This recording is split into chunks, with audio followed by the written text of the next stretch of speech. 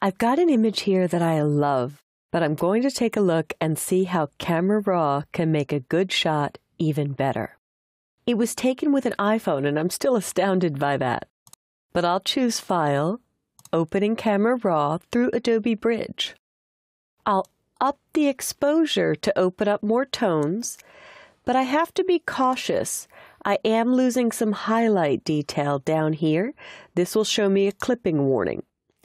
So I try to get the brightness where I'd like it overall, but I can protect those delicate highlights right here. I can make the shadows a bit darker because I really want this car seat to not be part of the image. Use your own judgment and preference here. You can play with your whites, but going too bright is losing all of this detail. And if you find this warning distracting, I can click here to turn it back off. Now, I'm going to protect the whites, but I want to open up a little bit more of her face. So I see brighter in this area without destroying the delicate faux fur of the coat. So I will click the adjustment brush.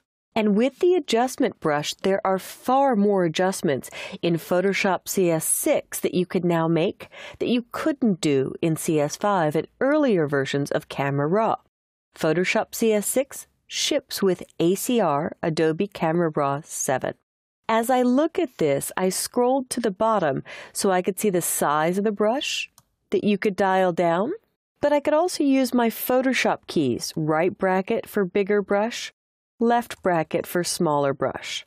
And as I paint over her face, I always keep this feathered so that it's blended.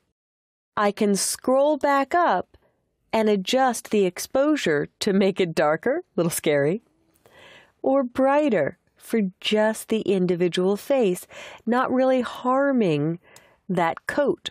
Now, a trick that I like to use is I tend to go too far at first and then erase the corrections. When I choose Erase, you'll notice I got a hard edge brush, so I'll hit Command-Z or Control-Z to undo and make sure my feather is all the way up, or pretty high at the least. So now that I've got a good feather, I can safely use Erase so it's mostly affecting just the face. Then I could scroll back up, and if you have high enough resolution, you won't need to scroll up and down the entire time. But I could make the exposure more subtle and also experiment with my highlights, with my shadows, with the clarity. Clarity gives it kind of that angelic glow to the left and more detail to the right. And I think I'm happy with this. I was on Erase. If this portion looks a little dark, I can go back to Add and add a correction. Now everything is good, but I could do further adjustments. I'll zoom in with Command plus or Control plus, and often in the eye color, it gets artificially darkened. So I'll make a new adjustment and scroll down and make the size about the size of her eye. In fact, I love to use my left bracket and right bracket on my keyboard to make them bigger or smaller.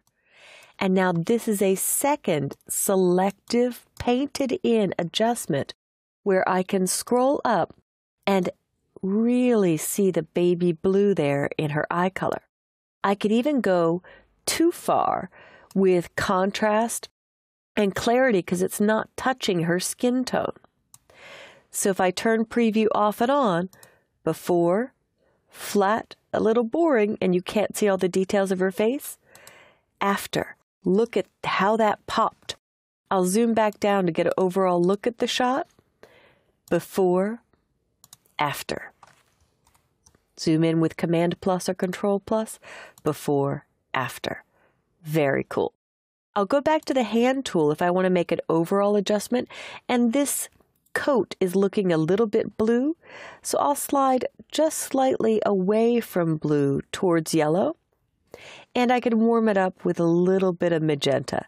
I'll turn my preview off and on to see if I like where I've come.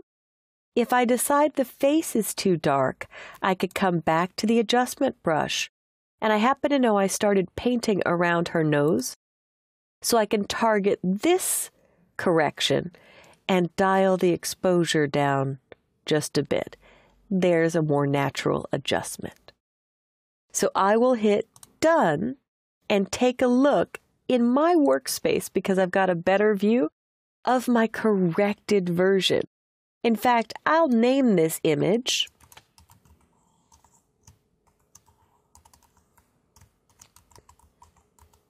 and I'll save a corrected version of it.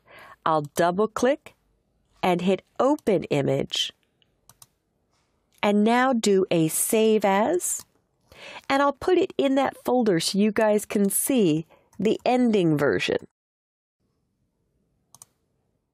Now this has already been corrected, and if I want to compare them side by side, I can hit Command-Tab or Alt-Tab to go back to the Bridge application, name this Begin, how I name most of the assets, and I'll clear out everything I did in Camera Raw. Commonly, I'll make a backup of this file because I don't want to lose the work I just did, but that's the beauty of Camera Raw. You could undo it and no pixels were harmed in the correction of this photo. So Edit, Develop Settings, Clear. Here's pure data, unretouched from the iPhone. Here are painted-in adjustments to see the detail in the face and really see that eye color. I didn't change the eye color. I only opened up the midtones as if we had perfect studio lighting. The lighting temperature of outside at noon facing north on a clear day. That rarely happens in my own personal shots that I have great lighting. So Photoshop and Camera Raw are the tools I live by to get exactly what I saw on that day and the beauty I want or the composition I want out of any photo. Give the adjustment brush a try on a few of your own images.